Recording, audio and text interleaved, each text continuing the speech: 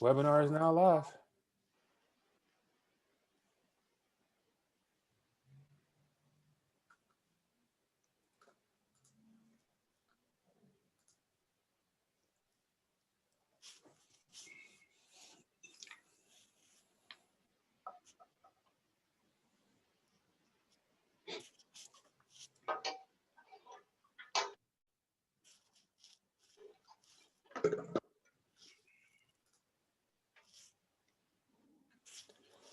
Welcome, welcome.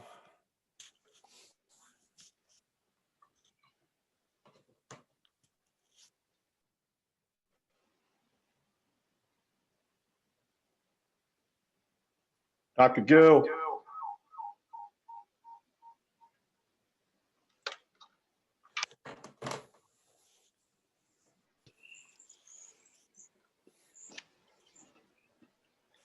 Greetings, Dr. Gill. Hey, gentlemen, how y'all doing? Outstanding, How are sir.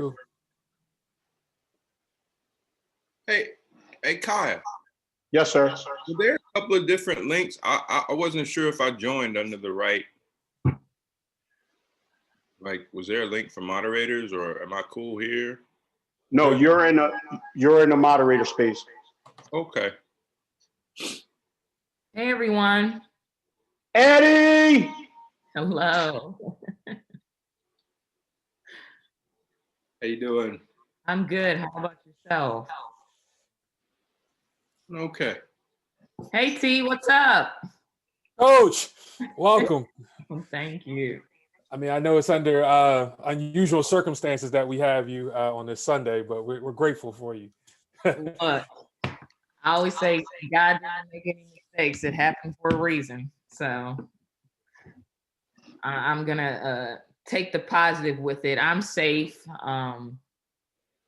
So I'm happy about that. Not happy about the people that are not, didn't end up on the good end of the situation, but we're making the best of it.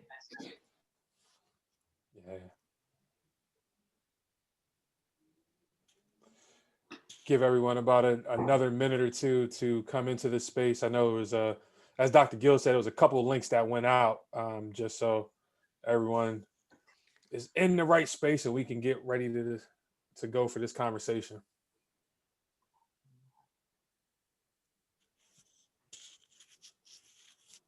Again, thank you all that are joining. We will start in about 30 seconds.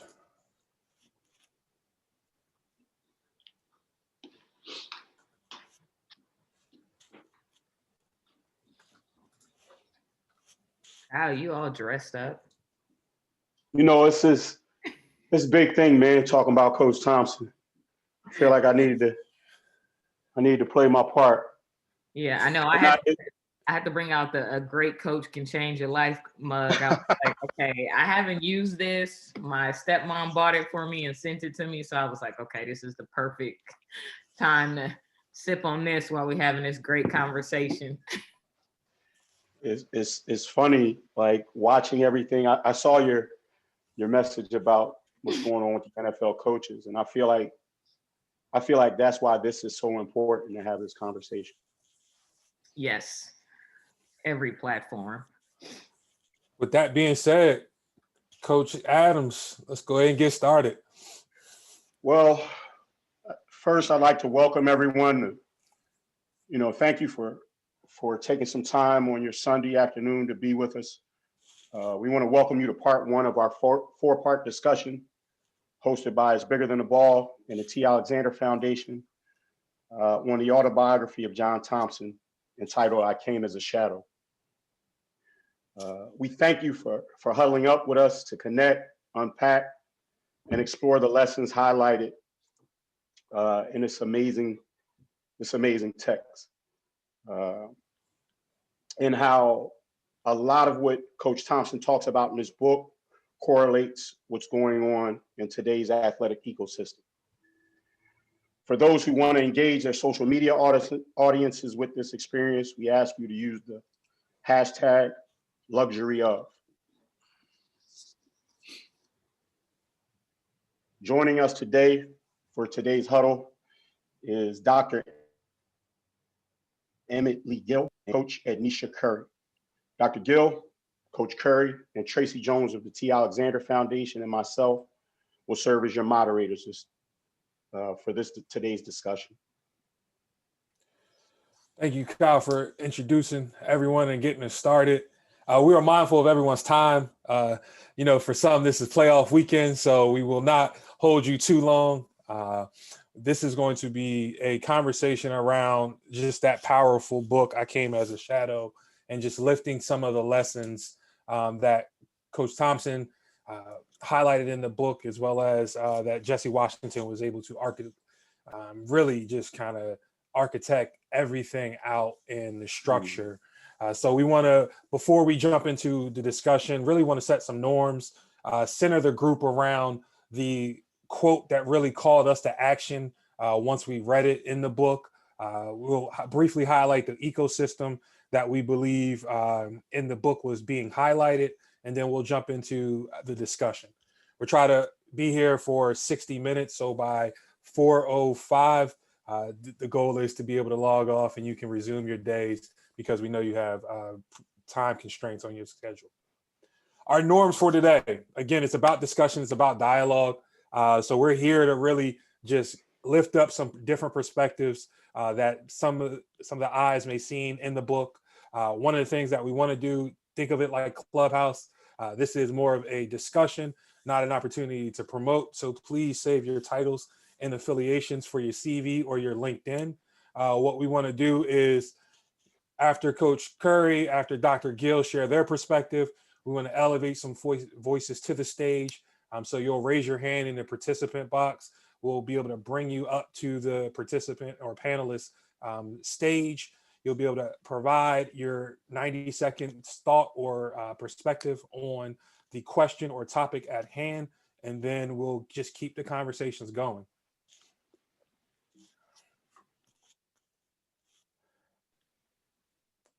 Kyle?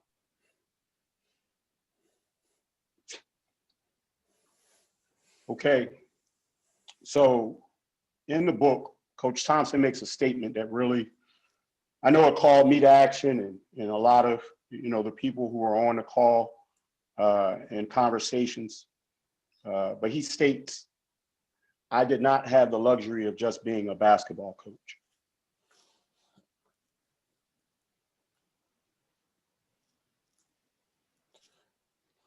Tracy, what are your thoughts? I mean, I think going in and how he expanded that statement, I really want to point the group to think about just the statement 2 of that quote, right? I felt a deep responsibility to use the coaching occupation to open up broader opportunities for Black people. Coach Thompson was very intentional, and everything that we should do going forward and all of our purpose and our work should be intentional as well. So speaking about that intentionality, one of the calls to action within the book, again, is we can sport better. Coach Thompson was very aware of how the sport influenced the community, and then how community shaped individuals. And so with this, we will share this graphic out to the participants, but we really want to kind of show you the convergence of the industry perspective and then the athlete ecosystem and the different pressures and tenets that go into the shaping of each individual. And with that, like I said, we're not here to promote. It's time to get that dialogue going.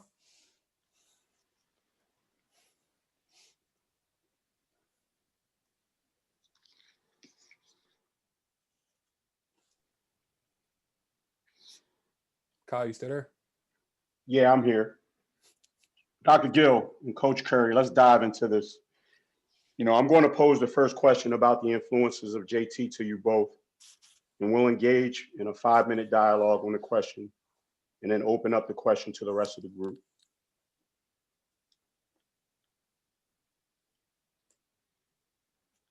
When you think about the beginning of this text, what's something that jumps out to you immediately? I know for me, just the candidness that he talked about growing up in Washington, D.C. You know, I felt like I could see the streets. He was very graphic in the images that he spoke about. Dr. Gill, Coach Curry, what are your thoughts? Go ahead, Coach Curry. I'll let you roll first. You know what? For me, it's this statement that I see in front of me. How his mother taught him to speak his mind, and his father always said, "Son, study the white man." You know, me being in this position as a Black woman, you know, coaching men's basketball, I think back to what my father taught me. A man from Memphis, grew up in the South, family from the South. He said things to me growing up that I see so clear now, in how he encouraged me always to be my authentic self. And he would say things in slick ways like, if you're gonna go down being yourself. They're not gonna like you anyway. You know, and I would be like, when I was younger, I'd be like, what is he talking about? Because he never used a term, like he never was blatant like about white people or Black people, but he was always planting these seeds in my head for me to pay attention to the environment I'm around. And he always would say, you know, you're different. He said, and you'll start feeling it as you get older. And I felt it, and I can feel it now even more because he was right. When you get in these rooms, you start looking around and like, holy crap, okay, this is what my father was preparing me for. But when I got into the rooms, I was like, okay, he said, get in the room and still be yourself. Don't lose sight of that. So this statement is really special to me, in it made me think about, you know, the voice of my father in a childhood, and how he told me to enjoy being in the rooms, but know that you're always going to be different, but don't go in those rooms not being yourself, and, you know, be proud of your Blackness. Yeah, I think that was, I really appreciate that, Coach Curry, because it sort of underscores, you know, our parents try and plant seeds, right? You know, and they just keep repeating the same things or repeating the same things, you know, and you really try and, you know, it's interesting how those things eventually come around in life, you know, and there's that epiphany, or there's that Kairos moment, you know, where there's some understanding. But for me, you know, in addition to what Coach Curry mentioned, was just sort of the introduction, and some things I underlined was, you know, I always plan to be a teacher, not a basketball court. I use a basketball court as an instrument to teach. And then on page 2, he talks about far more money is made sitting down than standing up. You know, and then on page 3, he says, most Black people, myself included, did not have the freedom not to be successful. And then the last thing that I noted in the introduction were all the things that kept me out of the Hall of Fame. But when people ask what I like to be remembered for, I say all the things that kept me out of the Hall of Fame. Not the things that got him in there, you know, but the things that he did that kept him out. I mean, how powerful is that? And so the thing that for me really hits home is that, and I got to make sure I look at my watch so I don't talk too much, is really that, you know, Coach Thompson was one of those old school coaches that was an educator first. He was a counselor first. He was a community person first. And that's what ultimately made him a successful coach. You know, he wasn't just a coach. He was like a dignitary, like an ambassador, you know, almost for basketball, in particular basketball, you know, for Black coaches and Black players. So that's what really hits me home the most, that he knew how to work with young men, you know, not just young men of color, but he knew how to work with, you know, white young men. He knew how to work with, you know, the big Irish president. He knew how to work with people, you know, because he studied people, you know, and this has given me an opportunity to go back and say, you know what, this might be a great idea, or this might be a great approach, but until you start to study people and understand relationships, and just as it was Tracy mentioned earlier, interest convergence, right? Where does the industry and what I do, where do they converge, and how do I work through those things? So just a smart dude, man. Just an incredibly smart dude. Because the last thing I'll say is being a leader is not just being a leader in that moment. It's looking forward 10, 12, 20 steps ahead and understanding what's going to happen so that you can position yourself, your players, your staff in the best position to deal with them. So I was just blown away by the book, man. That's why I keep looking down, because I got mine right here, dog. It's just so powerful. Yep. Thank you both. You know, I thought in reading the book and opening the book, for him to open the book after the introduction with those two sentences, that was powerful in itself. And I think he comes back to that theme a lot throughout his progression, you know, as he moved through his journey. Yeah, and I would say I think that set the tone for the book, but also in the next 60 pages, you saw some of the influences in his life. And for Dr. Gill from the mental health side or mental wellness and Coach Curry, the next question I want to just pose to both of you is, the key action word was study, not become.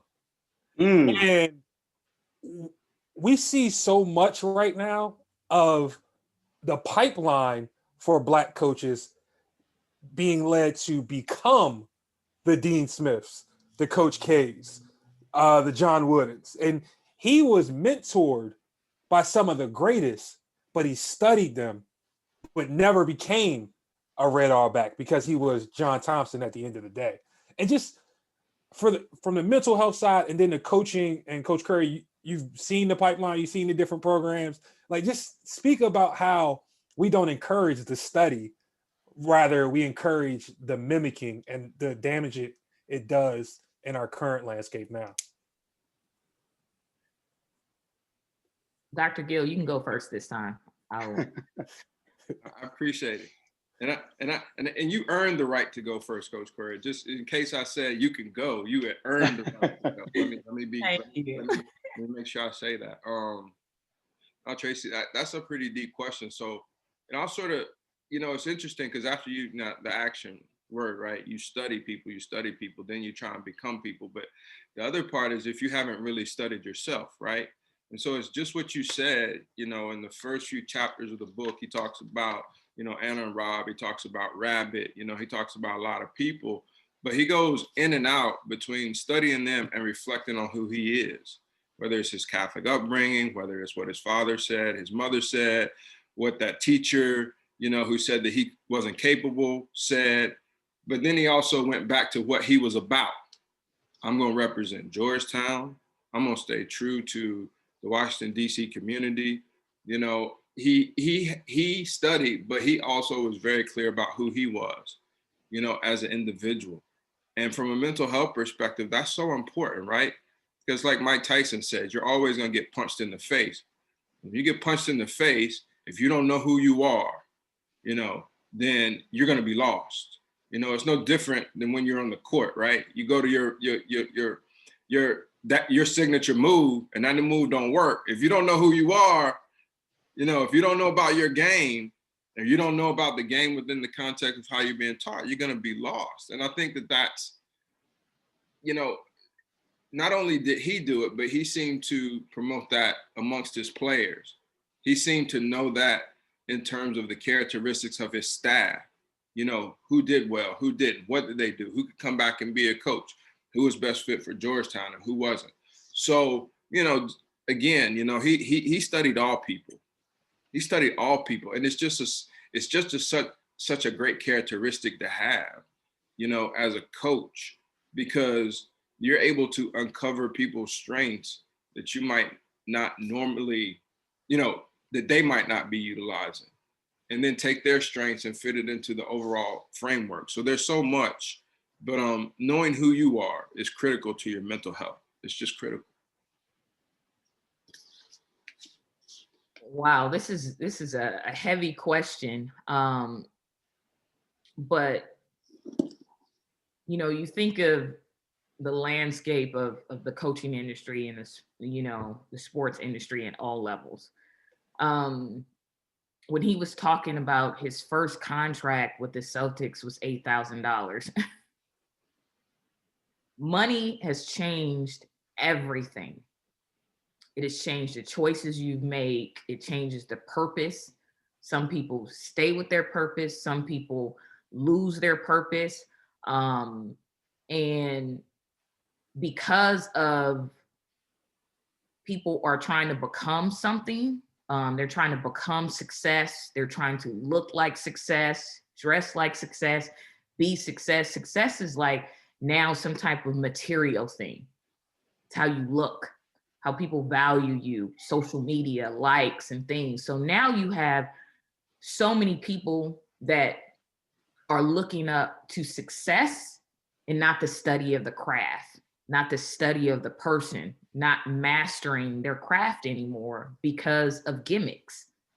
You can go on social media and whatever successful coach is, on social media getting recruits, because they have a hashtag or whatever it may be for marketing and branding purpose. Yes, that is a part of the industry now, but the mastering of people and the mastering of the study of basketball is lost now because it's so easy to gain success or to look like you're successful. Because you can be on social media and you can have nice gear and, your marketing people can make you look like this spectacular person, but is that really success? And I think, we have to always ask ourselves that as coach, and that's why I'm always like, my success doesn't matter. If I'm not bringing another Black woman through the door with me, I'm not successful. It doesn't matter, because it's not enough of us. So my story will get lost, like so many before me have gotten lost. If I don't make my success about studying other people and bringing other people and encouraging other people, if it's just about that quick paycheck and how I look on social media, I'll lose it. And what makes Coach Thompson so powerful is that he stayed with the roots of being his authentic self, studying people, bringing people. I mean, the way he knew the history of basketball and just Black coaches was mind-blowing to me. Like, I started Googling some of these coaches because I had no idea who they were. It was amazing for him to talk about the ghost game between NCCU and Duke. Like, I was like, who is this coach? And him talking about coach, being the first to, to throw out a press offense in a stall game. And I love him so much because how strategic he was. And you can't be strategic with your growth unless you really study. Like, you have to study people before you, so you are strategic about everything. And he was strategic about all his moves. And he was able to move through this coaching industry and do things because he was strategic, because he studied people around him. He wasn't trying to become them at any point in his career. He was studying them to beat them. He didn't want to be equal. He didn't want to be equal. He wanted to beat them and he wanted to win. And I think that's lost. I think everybody now, it is true. They want to become like everybody, being equal is we all look the same. We are all the same in this one room. And that was never Coach Thompson's purpose. Can I follow up on that right quick? First of all, that's why I'm scared of Kyle, because Kyle always studying somebody. He studied more people and no more people. That's why that dude, I'm like, man, I just want to know you, because I'm studying so-and-so, I'm like, dude, you studying everybody. I'm like, you're a walking encyclopedia. But the other thing, and I'm going to say this, and that might be a little controversial for our audience, but that's why I'm not mad at Kyrie Irving. He lost $1 million. But Kyrie staying true to who he is and to the Irving family name. You lose $1 million. I mean, in my opinion, Kyrie did more for mental health saying than DeMar Rosen, than Kevin Love, than Michael Phelps all put together. Because he said, you know what, I can lose $1 million, but I'm gonna go to my little sisters or cousins or whomever's, event. I'm gonna take some time off because of January 6th. I'm gonna do this regardless of what y'all think. And I'd be tripping off of Charles Barkley because hold on, Charles, you telling Kyrie to grow up, but wait, when you was playing around this time, you was throwing people through windows? I love you, Charles, but this man is staying true to who he is. And back to Coach Thompson, you can stay true to what you're doing and accomplish all of the things that you want to accomplish. But what you see with Coach Thompson and Kyrie to a certain degree is you don't do this in a vacuum. People gonna be shooting at you. It's gonna be bullets flying everywhere. People gonna be trying to stop you, which makes it even more amazing. What Coach Thompson, Coach Chaney, Coach McClendon, Big House Gaines, all those, Teresa Edwards at Tennessee State, all of those folks did. We want to elevate Dr. Wright to the stage. Wanted to drop something in the chat and give you the opportunity to expand on that. Go ahead, unmute yourself. There you go. Okay, I apologize. I have my wife's computer. Oh, all right. So I'm like, where's all this Delta stuff coming from? But yes, and so I apologize. My computer is down, and I wanted to be able to do more than what my phone offered.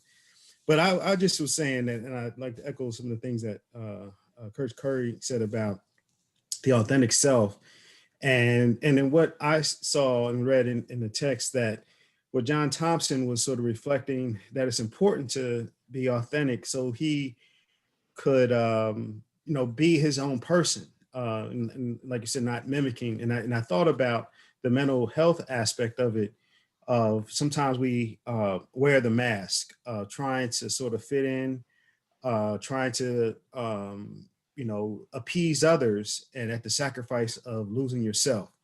And then that causes internal anguish, internal pain, and mental uneasiness, oftentimes because we are trying to fit in and still get rejected, and not being a part of whatever we are attempting to do to sort of mimic. So you have to be yourself, and I'm glad that he understood himself, and understand who he came from, the lineage of the coaches, his parents, his family, and as Kyle pointed out, the very descriptive nature of his text of providing I'm a qualitative researcher, so I love thick descriptions of place and spaces.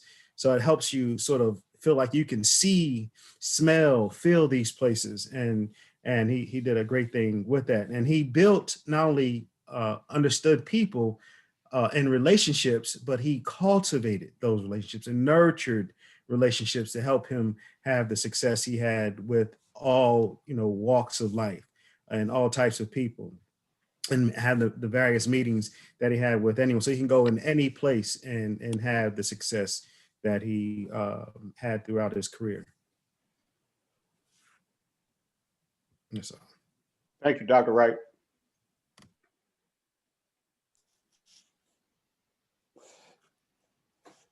Yeah, and just to add on, I guess that part where that authenticity, Dr. Gill, I'm gonna bring it back to you, and then Coach Curry.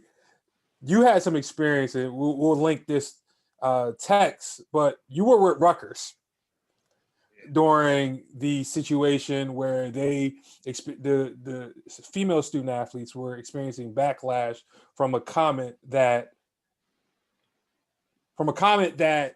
Diane Imus made about those players. Yeah. And what was it like going through that? Because you just mentioned Kyrie, but strengthening those players to be their authentic self, even in the face of attack. Because I think a lot of right now, we've seen through the past summer with the civil unrest where coaches have shied away. And so those players are still kind of nervous about bringing their authentic self to the space because they're not protected. Versus where you describe what went on at Rutgers, those players were protected and had the support systems. Yeah. No, that's a great example, Tracy, because, you know, you bring up, you know, a person that I just admire. I mean, you know, C. Vivian Stringer did more for me, you know, and working with her team for 2 years than I can say probably any experience that I've had in working in collegiate sports. And it's interesting that you mentioned that, because what Coach Stringer did was similar to what Coach Thompson did in certain situations. One, she had to protect her players, right? She had to protect her players. And it's sort of what Dr. Wright said in terms, she still had to cultivate and maintain relationships while addressing that situation. So she had to do that as well. And so what I witnessed was, you know, this process where, you know, folks like Coach Stringer, you know, Tasha Pointer, you know, Michelle Edwards, Smooth, you know, really went to this process where they were really helping the young ladies work through different identity issues, right? You know, because when you refer to somebody as nappy-headed, you know, on international stage, you know, it also referred to them as looking like men. So then you got issues of sexual orientation going on, the inferences there. You know, Coach Stringer, Michelle, you know, Tasha went through this process of really trying to help them with their identity development, you know, making sure that they knew who they were and that they weren't trying to conform to what other people believed that they should be. Coach Stringer did that down to the dress that they would wear in press conferences to address, you know, what Don Imus said. But at the same time, you know, Coach Stringer knew that there were some things that she had to do for the young ladies. But instead of asking for the young ladies, she handled it herself and filtered those benefits down to them in different ways. You know, because she was sort of stuck in between, you know, a rock and a hard place. She could have pushed hard, you know, but Rutgers wasn't one of those environments that would have been as supportive. You know, so sometimes I guess you gotta go along to get along, but you're not really selling yourself out. You're really just adapting to the circumstances at hand. And she did that very well, because anybody who knows Coach Stringer is real as it gets, right? Coach Stringer to me is well, let me say this. Coach Chaney is the female version of Coach Stringer. I'm trying to be respectful. I'm trying to watch myself, right? So, you know, I know that was hard for her, you know, because we went to the same church, right? So we sitting up there with Buster Soares, and you know, if anybody knows Reverend Soares, you know, his approach, it's like we would sit in rooms and just talk about what she was going through and talk about what people were saying to her. And then we would try and strategize in terms of, you know, how do we continue to make this a positive situation, right? Because a lot of things could have came out of that. And so just to go back to your question, not only was the mental health a difficult piece for the young ladies, as it would be. Like, I would say that there are a couple of those young ladies from that team that are probably still suffering from what happened, for real. But it was also a trying time, you know, for Coach Stringer as well, sort of to stay true to who she was, you know. But again, it just goes to that you got to study the system, you got to know how to work within the system, but also maintain your authenticity. So I hope I sort of touched on that, Tracy. I wanted to just add a little insight to that, because it was quite an incredible situation. Appreciate that, Dr. Gill, because definitely providing that context helps understand more. And Coach Stringer, you touched on that protection aspect. And to build on that, there was a question that came in, and I'm going to pose it to you, Coach Curry, just about the imagery of a caring Black father and the role his father played in his life. So I know this is, again, all due respect to your family during this time, this is something near and dear. Yeah. Anybody knows, you know, I lost my father last August, and my dad is my hero. On every stage, I let the world know that a Black man raised a powerful Black woman. I make sure that the world knows. My father's not educated. He's not college degrees. None of that matters, but he mattered in my life. And I wouldn't be in this position as a Black woman without his love and care. He was the one that was able to shield and protect me from the people that said, hey, you're dark, or you look this way, or whatever they wanted to say. He always was the one saying, that's their issue. That's their problem. That has nothing to do with you.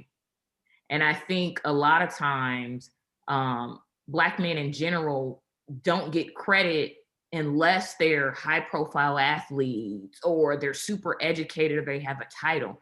There are plenty of wonderful Black men, and I have a ton of them in my life. My brothers now, who are truly special to the reason why I have so much strength in myself and so much power in my voice. I wouldn't have had this power without him.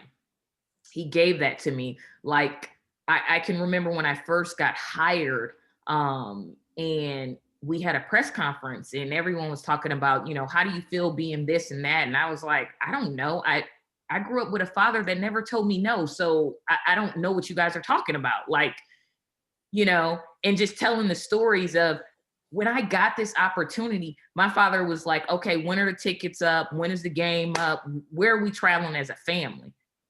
It was never about, you know, my daughter is this or my daughter is that, because he raised me to be great. He raised me to have a voice and a power. And I think sometimes when we talk about the importance of a Black father and just Black men in general, I have Kyle's one of them in my life that are truly powerful. We never tell the story of how that relationship not only empowers us, but empowers them. And it speaks.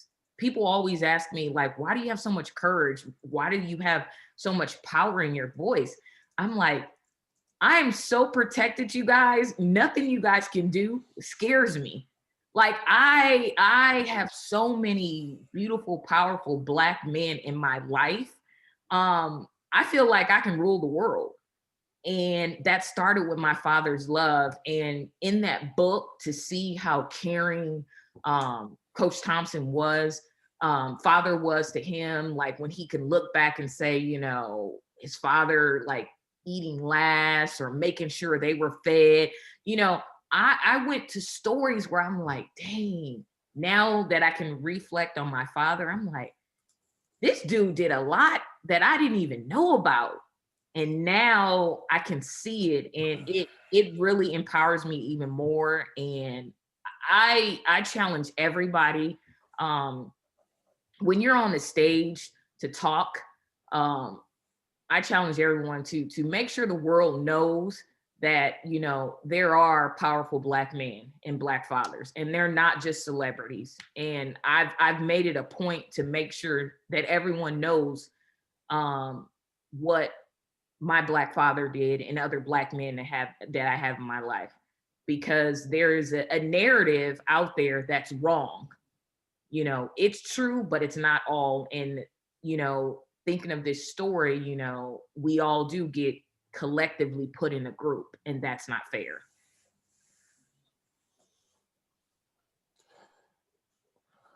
Thank you, Coach Curry, for sharing that. We have Sandra now, who wanted to add just more of that mother-father aspect as well, that Coach Thompson highlighted. Sorry, everybody. My camera is acting up, so that's why it's not on. You are totally fine. Coach Adams, I don't know if you remember me. I was coaching up at Harrisburg with DeJuan Lee, and you were recruiting some of our girls to Gill State. I was like, that's my guy, Coach Adams. Welcome. So just wanted to say hi to him. But I think a really good comment that Coach Thompson made in the book was that he was kind of thrown into a father role for some of his players, but he never wanted to accept it. He always stated, I didn't want to kind of take precedence over any of my kids' parents, or I didn't want to be that father and kind of make myself feel more important than these kids' parents. And as honorable as I do think that is for him, and just being a Black female coach and my sister being a Black female coach, I do feel like that plays into that a lot of us don't really have the luxury of just being basketball coaches. Just this past year, I've had 2 players killed, one in August, one in October. So it's situations like that where you don't get to just say, okay, let me draw this play up. This is how we'll run this press. This is how we'll run this offense. You have to take a different role. I've had kids I've had to feed. I've had kids that I've had to get to doctor's appointments. And not because I felt like I was more important than their parents, but they may not have had that type of support, or they may not have had enough money to eat, or hadn't eaten in a couple days, and just different, may not have had that academic counseling that they absolutely needed. And we had to make sure that they got that to prepare them for what college was. It's a lot more than winning basketball games. And I appreciate everything John Thompson did and making sure that they understood this is a lot bigger. We can win every championship and we can do that. But if I can't prepare you guys to be successful adults, and if I can't prepare you to be productive citizens, those basketball games mean nothing. And so just not necessarily that it's pressure, but I do feel like even as much as Coach Thompson said that he shied away from it, the one player he had that he said he did take into his house after the kid's mother died, that's a situation that I've seen a lot of coaches have to do, and not because they're forced, but I'm not going to allow a kid to be on the streets, or I'm not going to allow a kid to be able to be taken away from the environment that they know. I'd rather take them in my house and bring them up how I need to, or how they need to be brought up. And I think that's something a lot of us see. Coach Adams knows a lot about DeJuan Lee. He plays a huge father role to a lot of girls in Harrisburg, Pennsylvania. A lot that he never necessarily wanted to be, but at the end of 4 years, you realize, I've had to tutor these kids. I've had to coach them. I've had to mentor them. I've had to hug them when their parents were incarcerated. You take on so many different roles with so many different kids. And to see that John Thompson was doing this a long time ago, and well before I was born, well before I even knew that basketball was something that I wanted to embark on, this just shows the platform that he had and the platform that he used was amazing, even in a time where he probably shouldn't have been using it the way that he did. And Kyle, I know you got your hand up. Let me say this right quick. And he did it without text, without a shared cell phone. Right. Exert without that social media, absolutely. Without those things. I'm sorry, Kyle, go ahead. No, great point, Dr. Gill. Coach Proctor, please give Coach Lee my best. But I just wanted to say something to your point in that, and it kind of comes back to Dr. Gill talking about what's going on with Kyrie. We are in an unprecedented time with what's going on today surrounding this virus, what's going on from a social justice standpoint. And this is an NBA player at the highest level of our game who said that he needs to take some time. So how could we, when we turn on the game and we're watching these kids flying around playing, how can we in good conscience think that these kids aren't dealing with things? And how can we not be open to having some type of insight and wanting to deal with and address those things?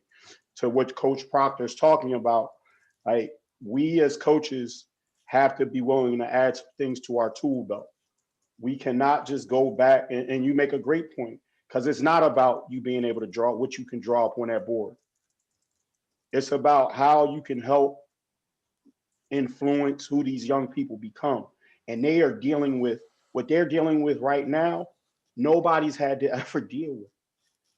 And so if you're not being open and honest and saying, hey, I need help, or you're just concerned with trying to win or lose a game, it is really setting our kids up for some hard times as we move forward. I wanted to say that. Thank you for your comment, Coach Proctor.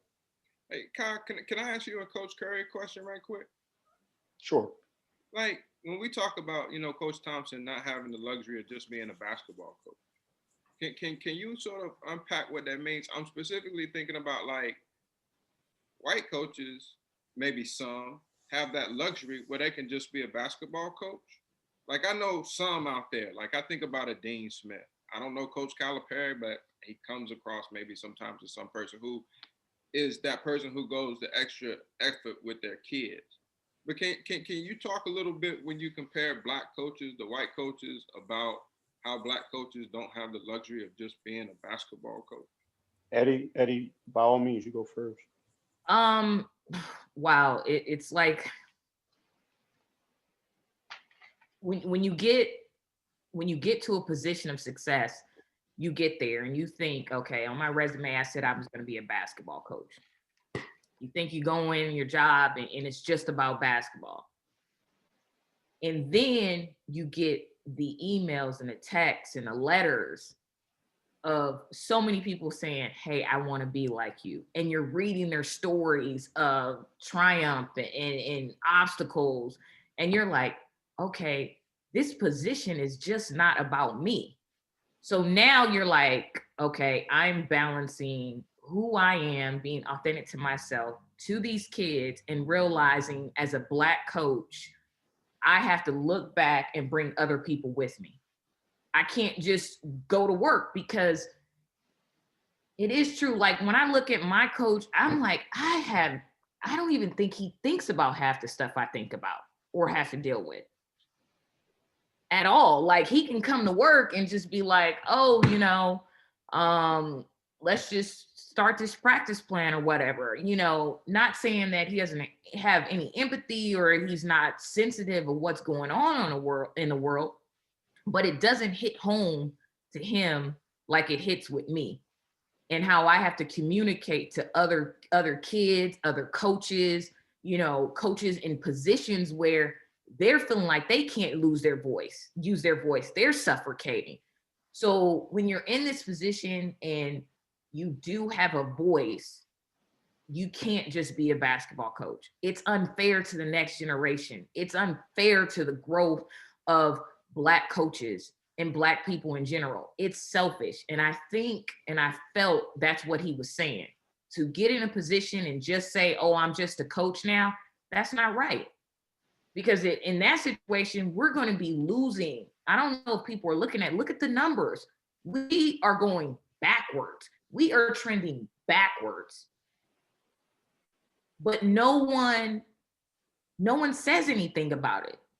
It's like we made it to the promised land and everyone's just like in survival mode for the money and the idea of what success looks like to this world. And he wasn't interested in that. He's like, look, I'm here as a teacher to uplift my Black players. He was interested more in the life after basketball, but the most powerful thing, he realized that, you know what, I do have to win to get that.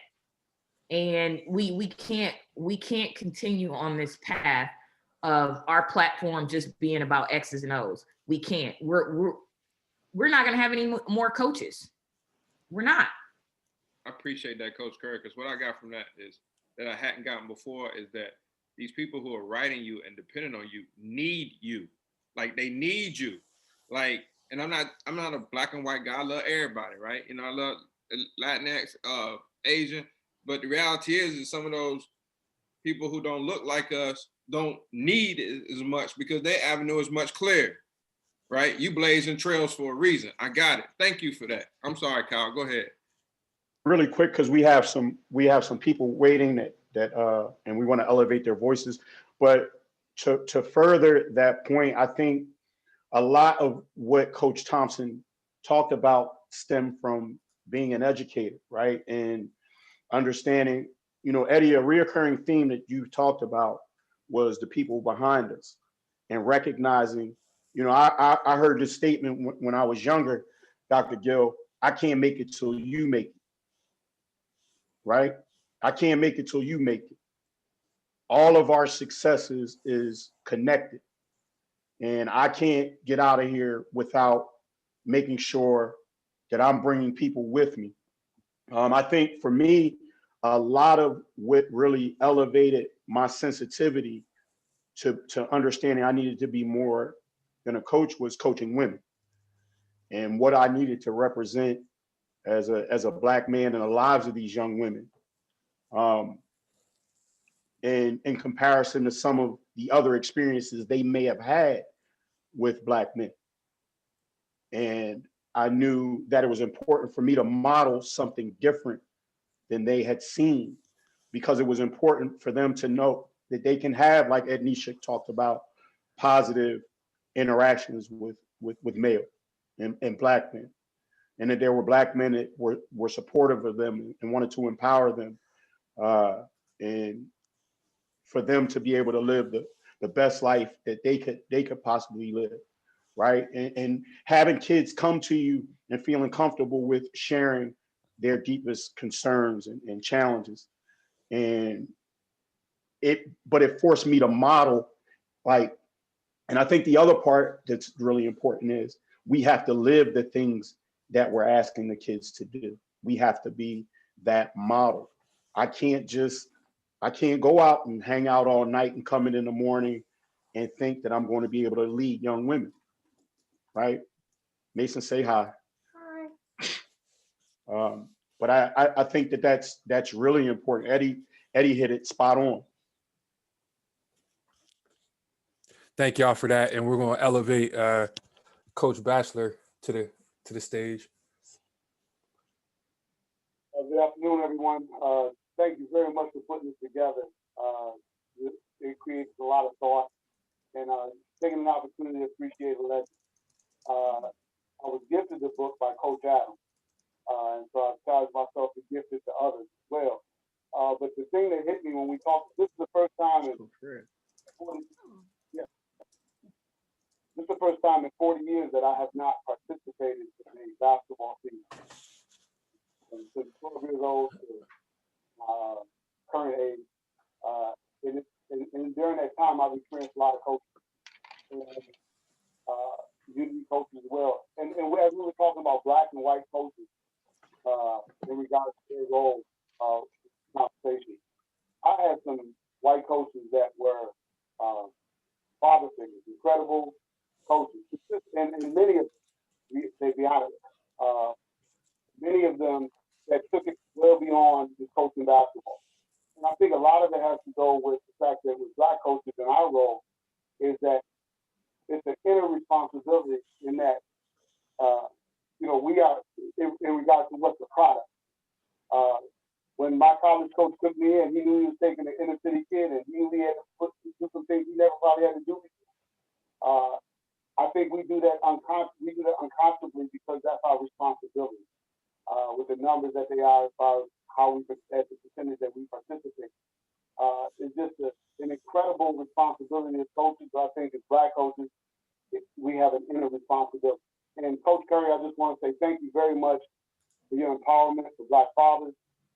That message that you sent out, I'm interested in the book coming, in the role that they played in your development.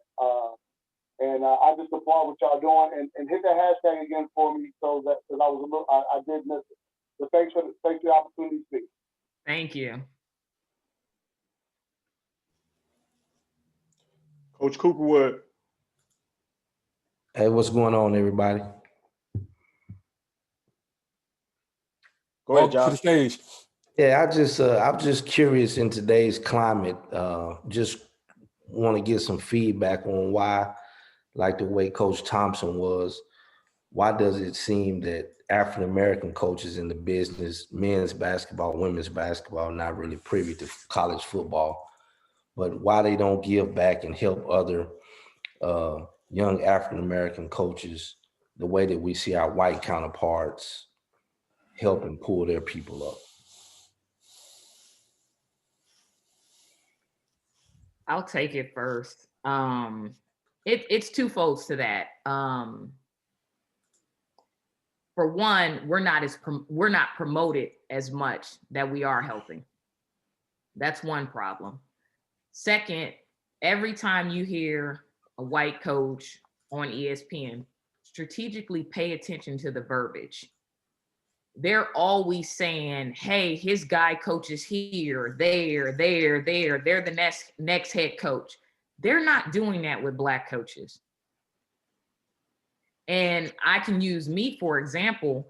Coach Kyle knows I mentor so many coaches, men, women, it's probably 10 people on WNBA, on NBA staff that have been mentored by me. 5 on G League staff. But no one knows, because it's not like when they promote us, they're not promoting the tree that we're building. It's all done strategically, because for them, that's intelligence. Wow, they're building other coaches, like they're doing this, they're doing that. They're just saying all the time, we're recruiters, we're this or this, the verbiage. They're never highlighting the coaching tree of Black coaches. They're not highlighting Vivian Stringer's coaching tree. She has the best coaching tree of all women's basketball. They never mention it. So it seems like we don't have a workforce out there building young brothers and sisters up, because that's the narrative that's being fed. And I'm not saying that all of us do it or all of us don't, but it is more. And if you want any help or anything, I am reaching out to you in front of everybody. You can get my email, my number. And if you ever need anything, or anybody on this call needs anything, I'm here for all of us. So I think that's a huge issue. You guys just don't know because we're hidden. I think Josh, and correct me if I'm wrong, Kyle, some of the other coaches out there, some of the stuff that Black coaches got to do for folks that they mentoring, we can't talk about that. Right. Right. Some of that stuff. And that's, and to Edniesha's point, Edniesha works with a lot of people and people don't know. Right. I can't tell you what's going on in their life, because you might know also what might be going on, might be at odds with what Tracy presented earlier with the industry. So we got to do all this on the down low. But the brother over there who in the majority, he can talk about that because they got an easier road. Yeah, man, that's powerful. Yeah, yeah, I'm gonna be quiet again.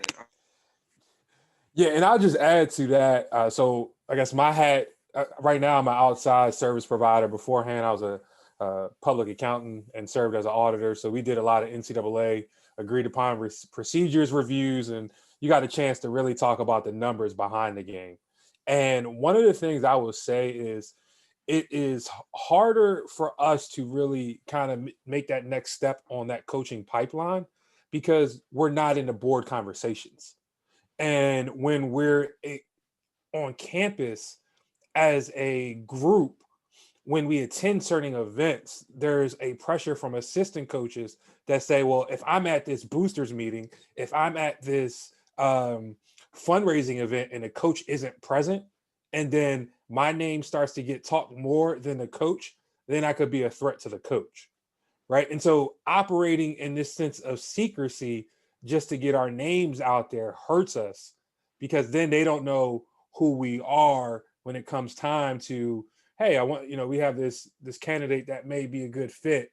And unfortunately, because we haven't had that opportunity to really showcase our fit in those spaces that the other coaches showcase, when our names are brought up, it's still like, who is this?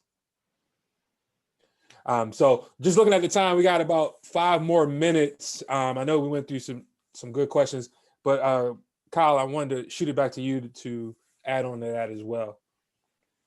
No, Coop and I talk a great deal. I think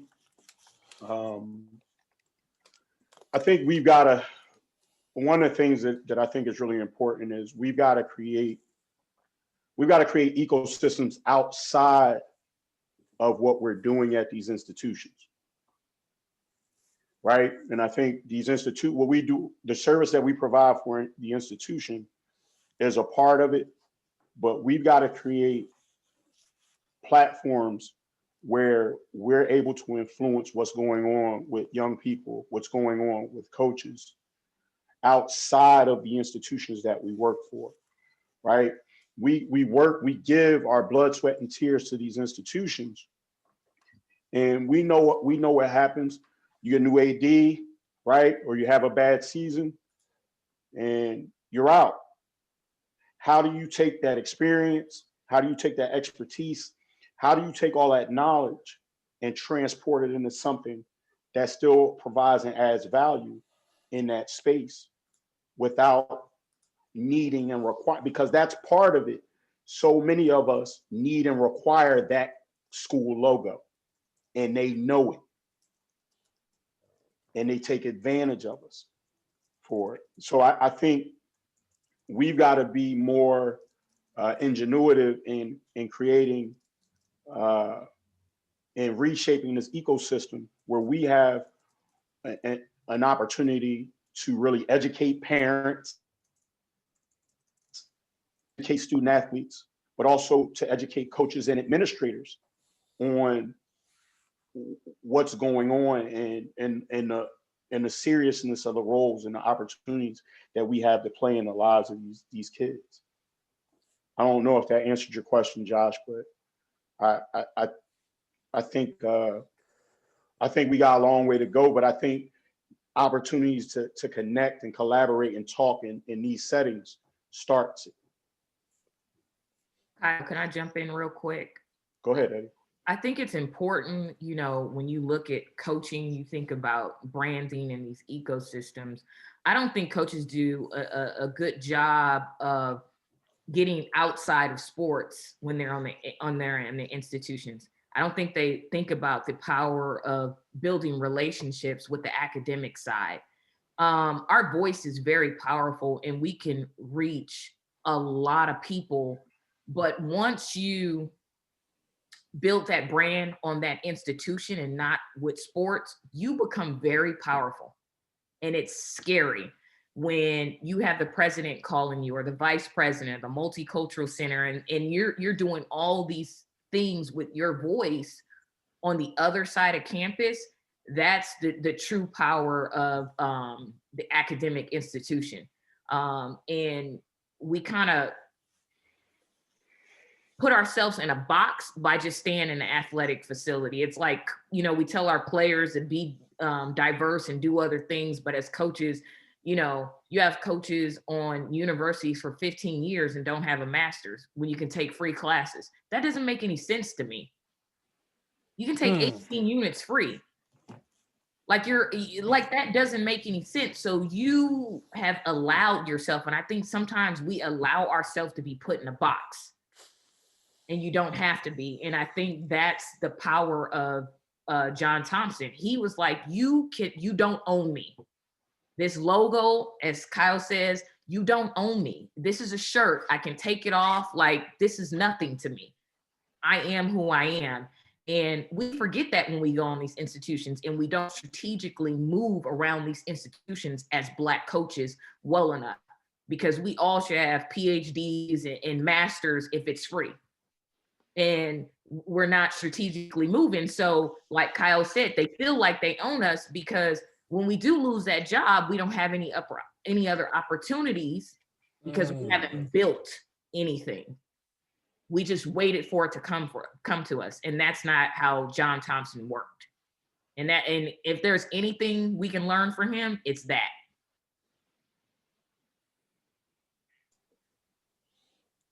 Appreciate that. We have one more voice that we're elevating right before we close out for the day. But again, what they're hitting on, we're going to touch on part 3, which is the juxtaposition. The juxtaposition of the John Thompson story talks about those spaces that we create for ourselves and then end up being controlled due to funding. So part 3, we're going to highlight that.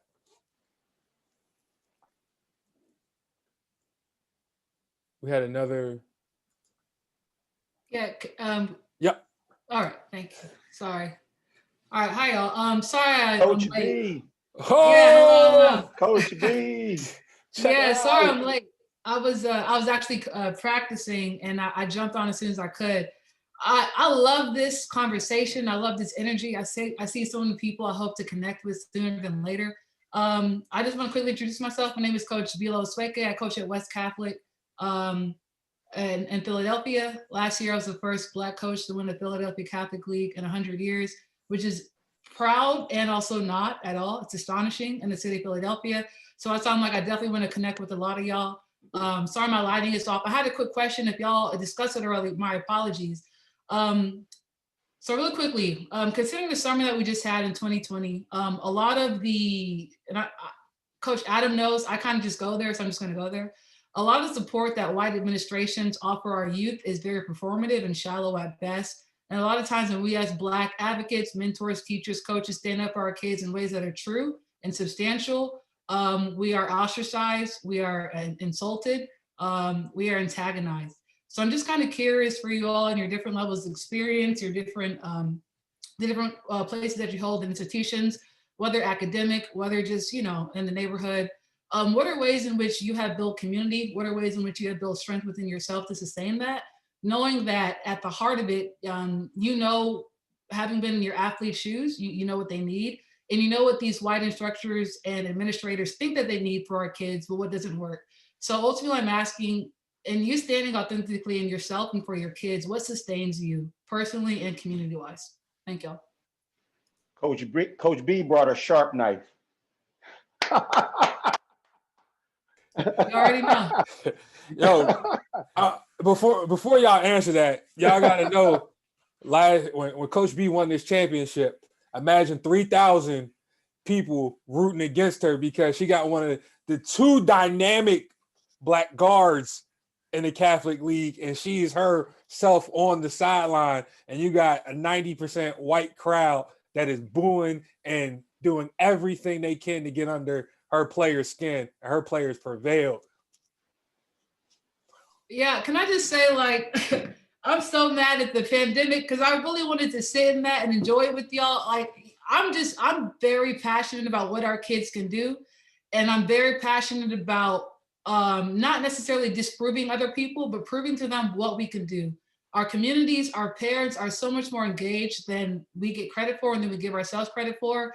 So that was a moment that, like, I really wanted to further insert myself in the Philly basketball scene. I don't think the Philly basketball scene gets enough credit at all. There's a lot I want to do. I'm going to probably be tapping on a lot of y'all's shoulders, but like, I'm through and through 4 Black kids. I'm through and through 4 Black girls. I'm through and through 4 Black people using sports as a vehicle, like, without a doubt. So I can't wait to learn from y'all. Thank you. Coach Curry, please. Wow, it goes back to just the community you build around.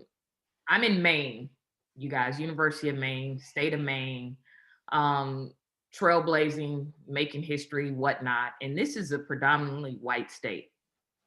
And I have found a way to strategically be my beautiful Black self all the time. When it comes to kneeling or the news asking me about issues, everyone knows that Coach Curry is going to speak her truth. Does everyone like it? No. But the one thing everybody knows, this is my 3rd season. I have not changed who I am and what I stand for from the beginning.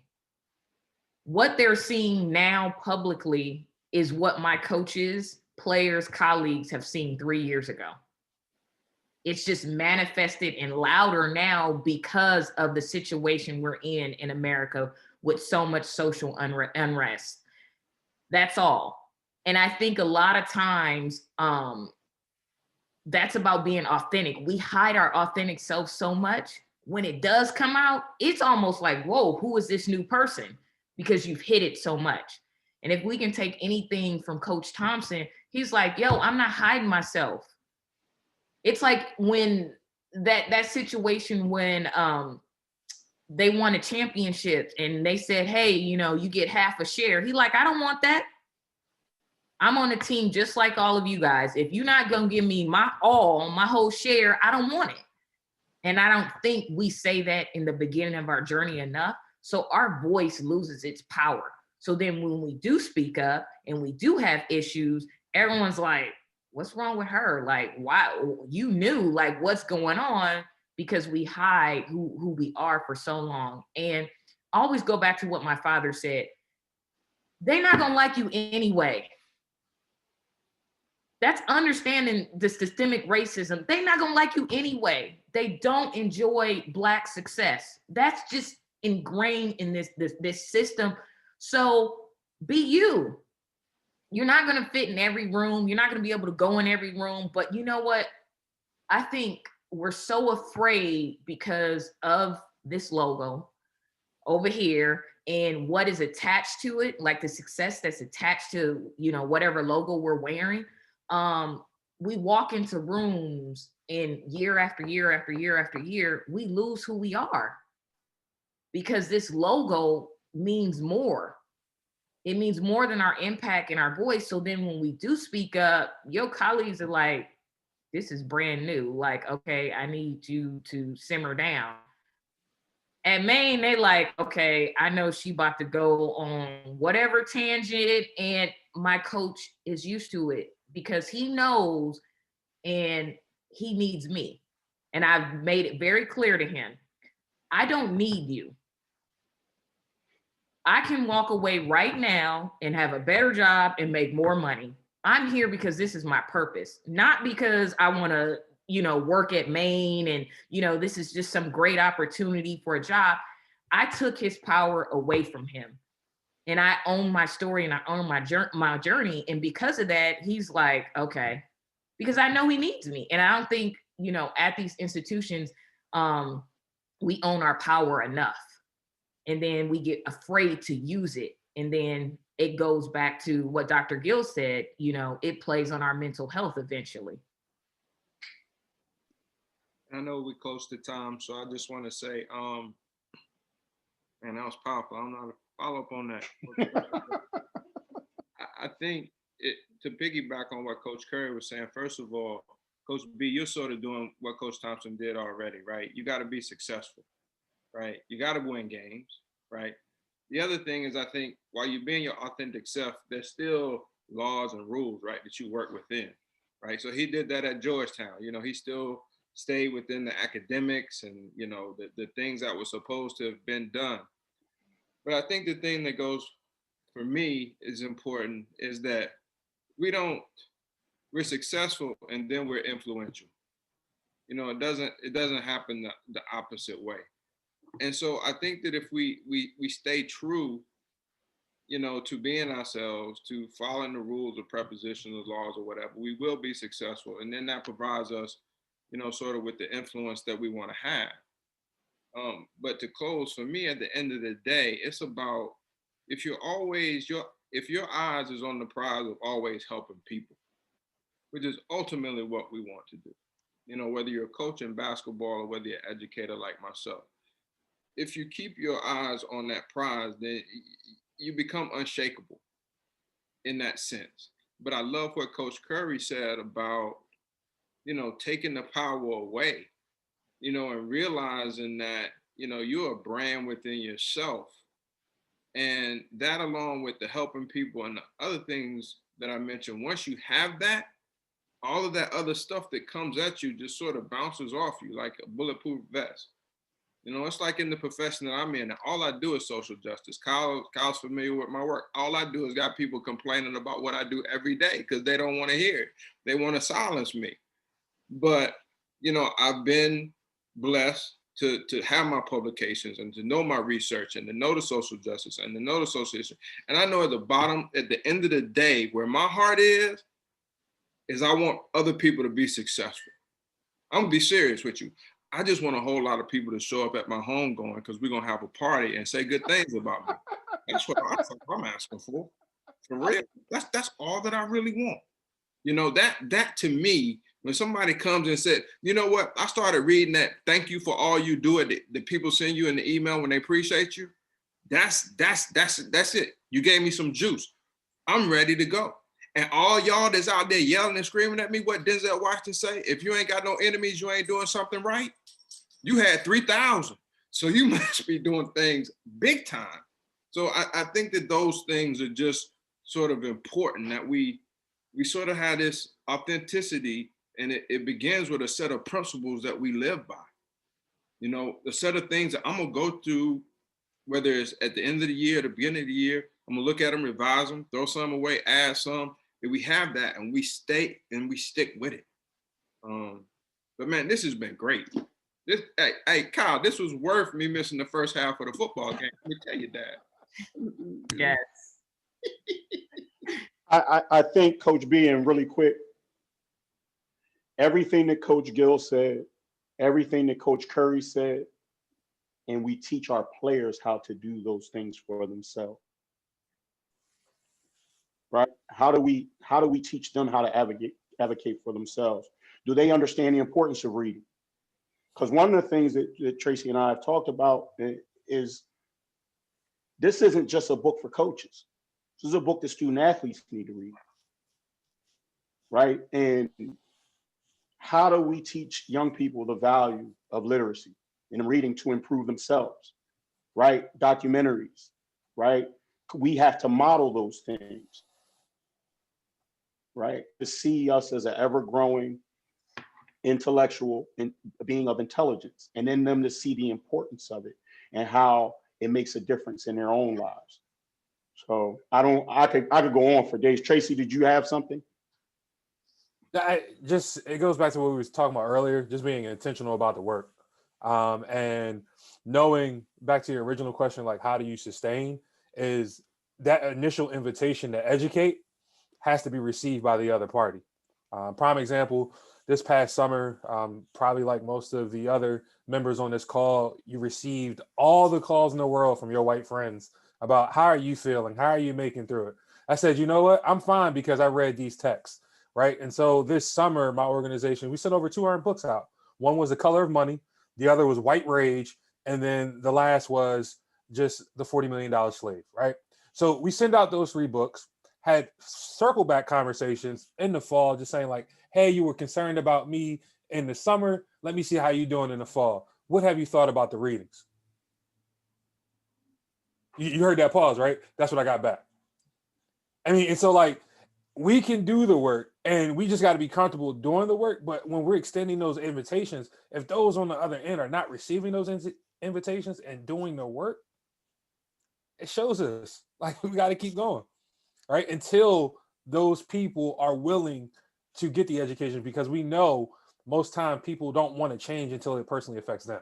And life has shown us, if we stand on the sidelines soon enough, the action is going to come to our way. And we just got to be ready when it does come our way to still send out those invitations, still encourage. And so with that, I wanted to, again, in the interest of time, we thank everyone that had joined part 1. The part 2 is more about the becoming of John Thompson. Talks about the first Black coach afforded the opportunity to win. So he didn't celebrate in being the first Black coach to do certain things. He says the first Black coach afforded to win. And that's what we're going to touch on in part 2. Dr. Gill, Coach Curry, Coach Adams, any closing remarks? Thank you again, Coach B. Now, thank you guys again for a great evening. Yeah, really, really appreciate this. This is a great start to the week. I'm so thankful for everyone. Thank you so much. This book has really impacted me and as you can see, everyone in major ways. It was so exciting and this is just a start, and that's what's really exciting, is that this was just a start for us to have this opportunity to connect and share. Please, if you want to share on your social media platforms, utilize the hashtag luxury of Huddle. We want to thank everybody for taking their time and spending some time with us today. Again, thank you, Dr. Gill and Coach Curry, for your time.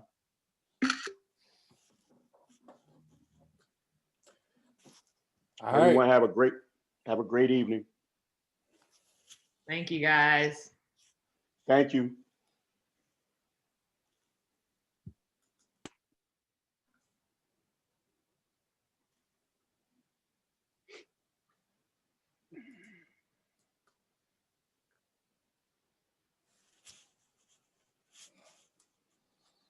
What you think, bro? Is everybody out? No, we're waiting for him to slowly exit out.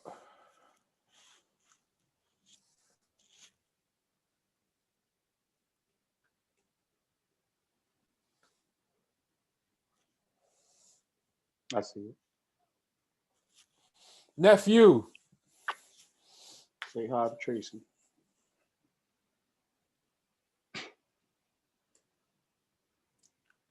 Dog, this was awesome. This was awesome. I don't care who hears it. This was great. Yeah, it's a good start. I'm looking forward. Next week, you know, I'm always happy about part 2 and part 3 of the book. Yeah. You know, that's where it kind of aligns with a lot of the work that we doing as well. Because that juxtaposition part gonna be crazy in part 3. So yeah, the juxtaposition is a that's where you really get into it. I'm glad Coach B was able to get on. yeah, I think we got one more. Fred and Coop still on the call. Y'all still ear hustling. Fred, I was about to call you out too. Oh, he hung up. Nah, I promoted them if they still around. Fred, I was about to call you out because you was watching the game the whole time you was talking. You didn't even look at the monitor. It looked like they stepped away. All right, let me end this and then I'll give you a call. All right, bro.